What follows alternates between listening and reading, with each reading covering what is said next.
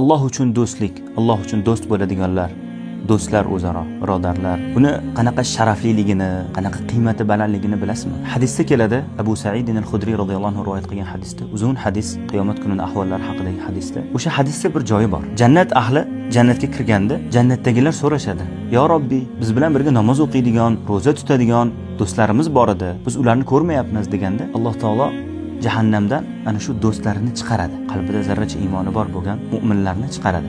Ya'ni mu'minlar mu'minlarga shafaat qiladi Alloh taolo izn berganda. Shuning uchun bu do'stlikni qadriga yetinglar. Va bu dunyoda Allohning yo'lida Alloh uchun do'stlikni asranglar. Albatta mu'minlar bir-birlariga birodardirlar. Innamal mu'minuna ikhwa dedi Alloh taolo. Hozirgi kundagi eng biz ummat muhtoj bo'lgan narsalardan biri mana shu do'stlik. Alloh uchun birga do'st bo'ladigan, birga bo'ladigan, Alloh uchun kerak joyda ayriladigan, Allohni eslatadigan do'stlar bu inson so'rash mumkin bo'lgan eng katta boyliklardan biri. Va qiyomat kunida hech qanaqa soya yo'q kunda Allohning arshini soyasida soyalanadigan 7 ta toifadan biri ham Allohning yo'lida do'st bo'lganlar. Bu do'stlikni asranglar. Agar sizda shunaqa do'stingiz bo'lsa, har ko'rganda sizga Allohni eslatadigan, yomonlikdan qaytaradigan, yaxshilikka chaqiradigan do'stingiz bo'lsa, bu do'stingizni asrang. Bunaqa do'stni Alloh taolo juda kam beradi. Agar bergan bo'lsa, siz eng baxtli insonlardan birisiz bu dunyoda. Buni yaxshi bilib oling. Alloh taolo do'stlarimizni o'zi asrasin. Allohning yo'lida do'st bo'lishlikni hammamizga nasib qilsin.